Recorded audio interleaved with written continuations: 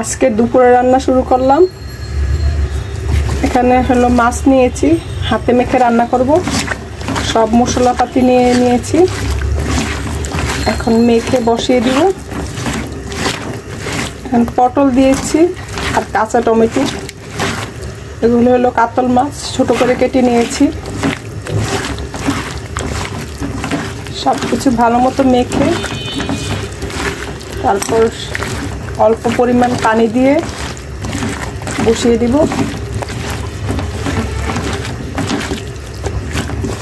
মেখে নিলাম, এখন একটু পানি দিয়ে দিব।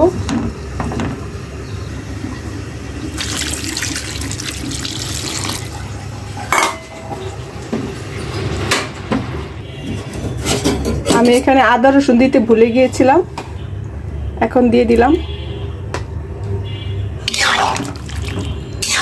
ভালো মতো মিলিয়ে নিচ্ছি, ঢেকে দিব সিদ্ধ হতে। একই মাছ দিয়ে আরেক রকম ভাবে, একই মাছ দিয়ে আমি একটু অন্যরকম ভাবে রান্না করবো। এটা হলো কিছু সবজি দিয়ে রান্না করব, মূলা দিয়ে, আলু, সিম দিয়ে রান্না করব। মূলা দিয়ে তো বাসার সবাই পছন্দ করে না, এই জন্য দুভাবে রান্না করতেছি। এখানে মাছটা ভেজে নিচ্ছি, মাছগুলো ভেজে উঠে রেখেছি। এখানে একটু কালি জিরা দিয়ে দিলাম।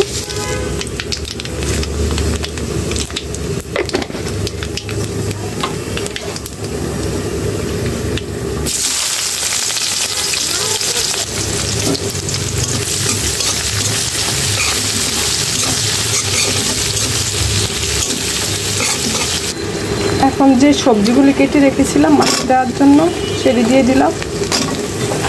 কিছুক্ষণ পেঁয়াজ সাথে ভেজে নিব।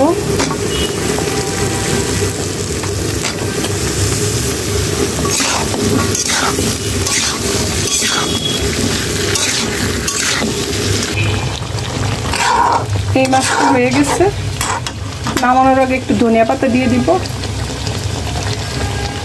এখন নামিয়ে ফেলবো, এতটুকু ঝোল রাখবো।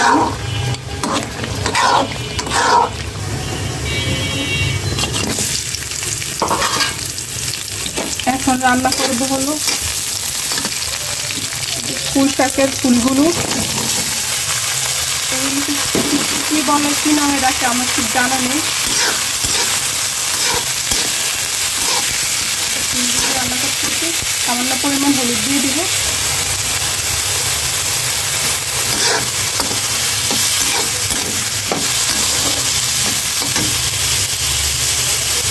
ভাজির মতো বানাবো এটা একটু।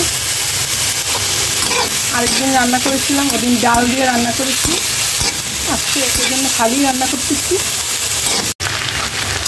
সবজিগুলি ভেজে নিয়েছি, আর মশলা দিয়ে দিব। এখানে হলুদ, মরিচ আর জিরা আর আদা দিয়ে দিব একটু।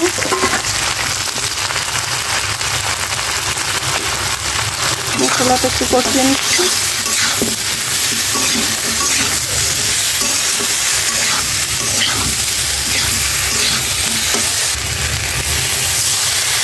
সামান্য পরিমাণ পানি দিয়ে মশলাটা ভালো মতো কষিয়ে নিচ্ছি, কাঁচা গন্ধটা যাতে চলে যায়।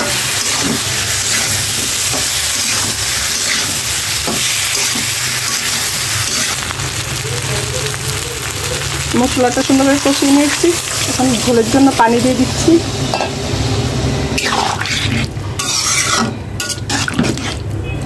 আর এখানে কাঁচা টমেটো দিয়ে দিব।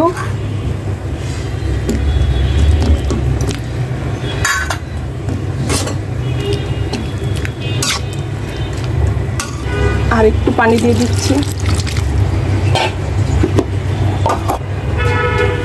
লবণও দিয়ে দিব, লবণ দিয়ে দিলাম। কাঁচামরিচ এবার কিছুক্ষণ ঢেকে রেখে দিই।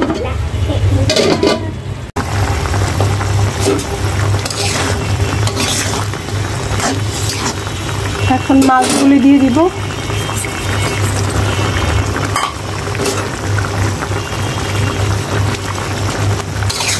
সবজিটা সিদ্ধ হয়ে ভালো মতো আর একটু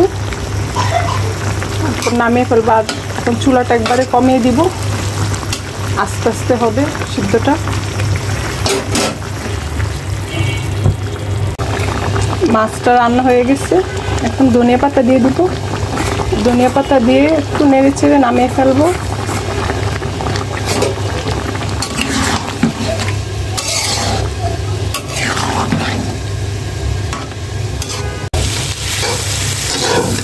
পুঁই শাকের ফুলগুলি হয়ে গেছে। আজকে রান্না বাড়া, দুপুরে রান্না বাড়াও আজকের মতো এই পর্যন্ত। এখন এটা নামিয়ে ফেলবো। এই তো আজকে রান্না বাড়া। আল্লাহ হাফেজ।